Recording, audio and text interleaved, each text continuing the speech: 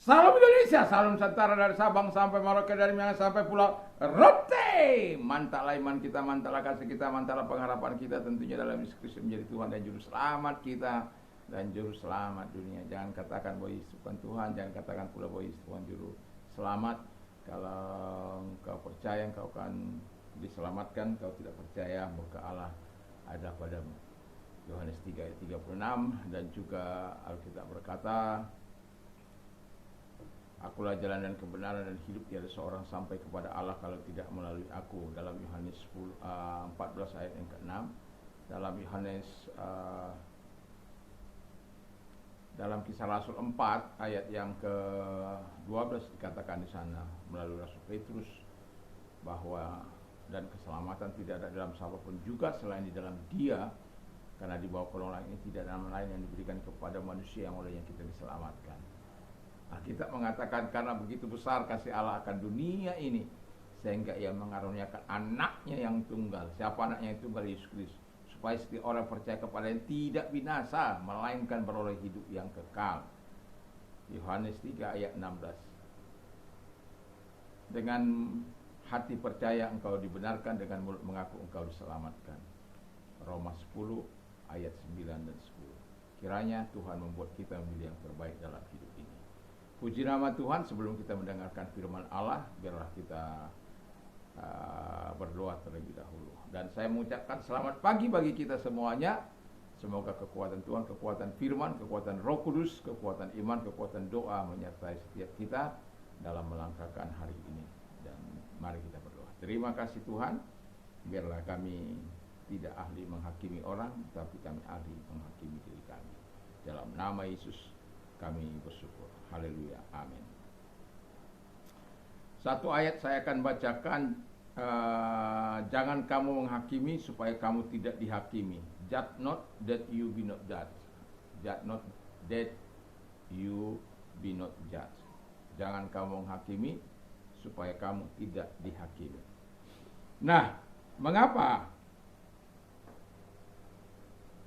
Alkitab mengatakan supaya kita tidak menghakimi? Karena terlalu banyak orang suka menghakimi, ya. Jadi Tuhan mengatakan jangan kamu menghakimi supaya kamu tidak dihakimi. Dan tema kita adalah judge yourself first.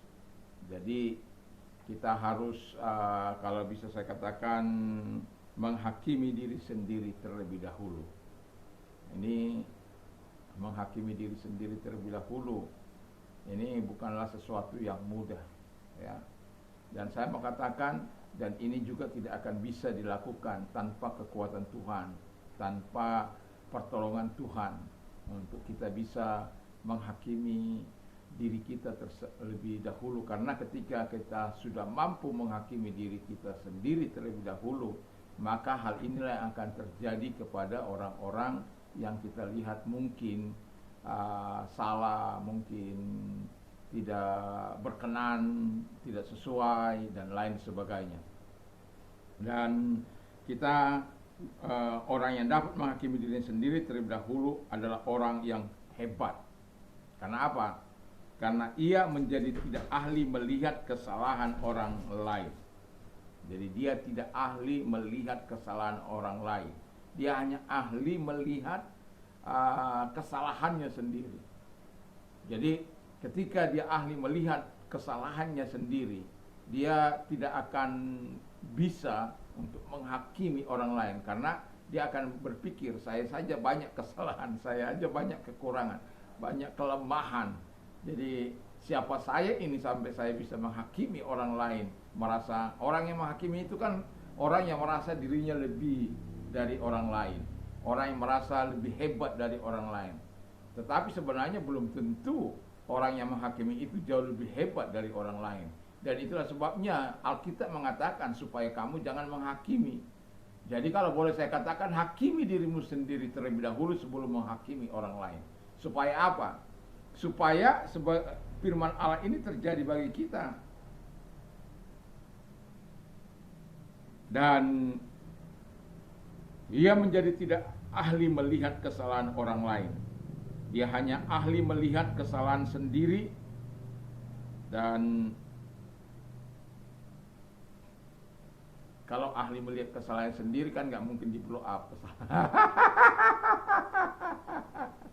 Kalau orang yang pintar menghakimi itu, memblow up-nya besar-besaran itu. Kalau boleh sampai hancur hidup orang tersebut. Itu kan tujuannya. Kalau orang mau menghakimi, tujuannya adalah untuk meruntuhkan orang itu, untuk merendahkan orang itu, untuk menghancurkan hidup orang itu.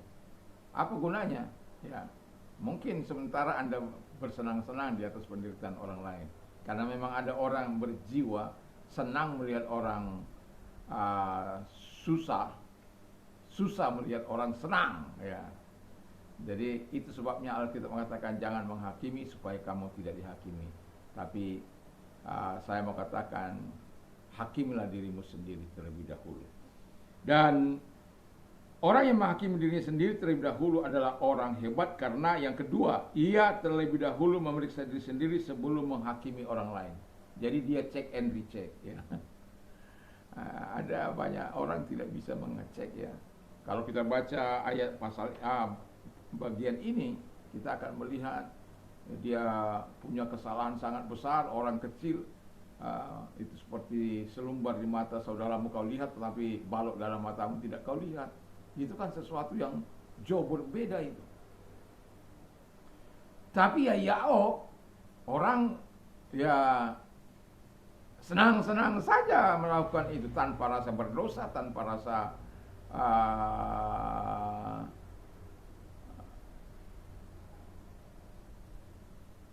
merasa dia lebih hebat, tanpa merasa dia ketika menghakimi orang lain tanpa merasa berdosa. Dan Alkitab mengatakan sebagai orang yang pintar melihat kesalahan diri sendiri atau terlebih dahulu menjudge diri sendiri terlebih dahulu sebelum menjudge orang lain. Dan itulah sebabnya ia akan terlebih dahulu memeriksa diri sendiri sebelum menghakimi orang lain. Check and recheck.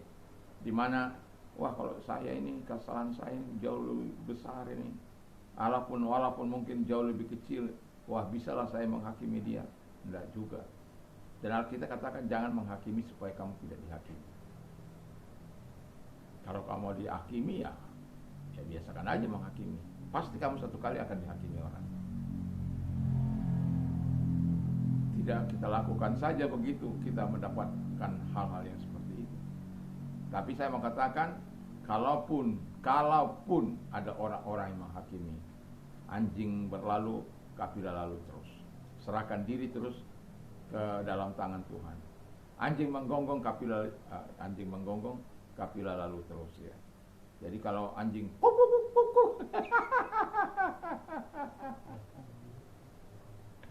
tapi dia tidak berani menggigit, anjing menggonggong itu biasanya nggak menggigit, karena nakut-nakut, hanya bersuara aja begitu, ya kita lalu saja. Dan yang terlebih kalau kita bisa tetap menyerahkan diri kepada Tuhan. Dan itulah sebabnya saya memberikan judul bagi kita supaya kita bisa ngecek diri kita sampai sejauh mana kita di dalam hal menghakimi orang lain. Karena banyak orang menghakimi orang lain bukan karena dia lebih benar, lebih suci, lebih tapi hanya untuk memuaskan nafsu serakanya, nafsu mengejeknya, nafsu menghakiminya, nafsu mengadilinya, nafsu merendahkannya, nafsu menghancurkannya. Jauh lebih besar dari kasih yang Tuhan berikan. Dan itu sebabnya biarlah kita sebagai orang percaya, kita ahli mengecek terlebih dahulu sebelum, supaya kita tidak salah dalam bertindak dan berbuat. Yang ketiga, orang yang dapat menghakimi diri sendiri terlebih dahulu adalah orang hebat, karena ia akan menolong orang lain untuk bangkit. Jadi kalau ada orang-orang yang dia rasakan itu sesuatu yang mungkin masalah bagi orang lain atau masalah untuk keberlangsungannya, kita bisa menolong mereka, mengingatkan mereka, bukan menghakimi mereka, tapi menolong mereka, mengingatkan mereka supaya mereka tidak terjerembab, tidak jatuh di dalam keadaan-keadaan mereka yang fatal tersebut. Dan yang terakhir, orang hebat, orang yang dapat menghakimi diri sendiri terlebih dahulu adalah orang hebat karena ia akan mengampuni dengan kasih kalau itu ditujukan kepadanya. Nah, jadi kalau orang yang mampu menghakimi dirinya sendiri, kalaupun dia dihakimi orang lain, dia akan mengampuni orang tersebut, ya. Dia akan dengan segera mengampuni, memberikan pengampunan, karena dia tahu bahwa ya hak yang berhak menghakimi itu hanya Tuhan, dan itu sebabnya biarkan Tuhan yang dia tidak akan membalas dengan yang hal-hal yang mereka katakan, tetapi dia akan dengan rela hati, suka hati untuk memberikan pengampunan kepada mereka. Karena ketika kita bisa melepaskan pengampunan kepada orang yang menghakimi kita, satu kali mereka akan merasa malu dan mungkin akan menangis di hadapan Allah, di hadapan kita. Satu kali orang yang bayangkan kalau Anda dikatakan seperti saya, ya, pendeta iblis kamu, pendeta Lucifer, iblis bapakmu.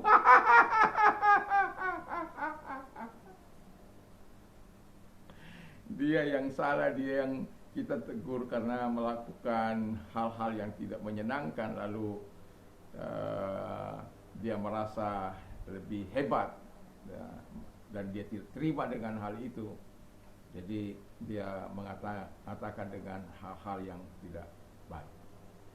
Tetapi ketika satu kali dia mengalami masalah dan kemudian tidak ada jalan lain, dia harus datang meminta pertolongan. Ya, dan lakukan saja yang baik, lakukan saja yang benar, lakukan saja. Jadi tidak perlu membalas. Karena apa? Kita sudah ready, stok ready kita itu banyak untuk pengampunan kepada mereka-mereka yang menuduh, mendakwa, mau menghancurkan kehidupan kita. Saya sudah pernah berkata bagaimana orang mendakwa saya sampai melaporkan saya ke polisi karena dibilang berzina, macam-macam lah, ya.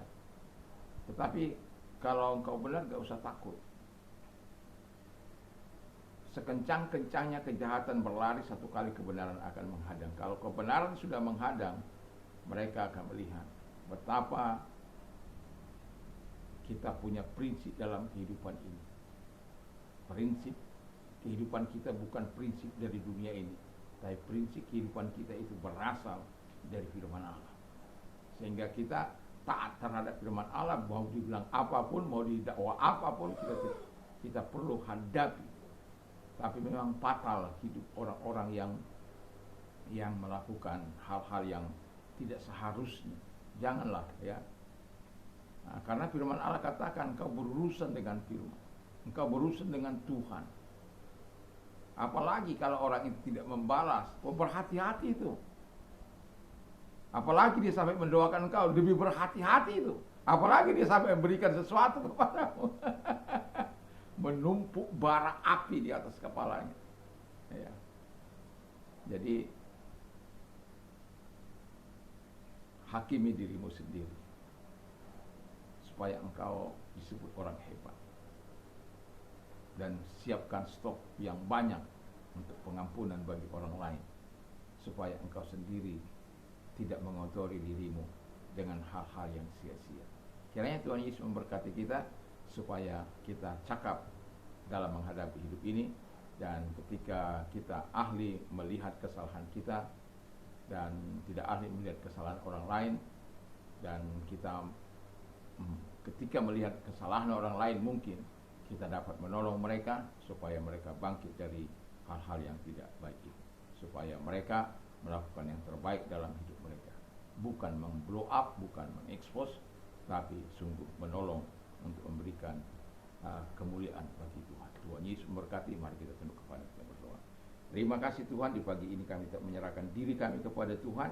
Biarlah Allah yang hidup, Allah yang besar, Allah yang dahsyat senantiasa menyertai kami, sehingga kami dapat terus memeriksa diri kami dapat menghakimi diri kami sendiri terlebih dahulu sebelum menghakimi orang lain.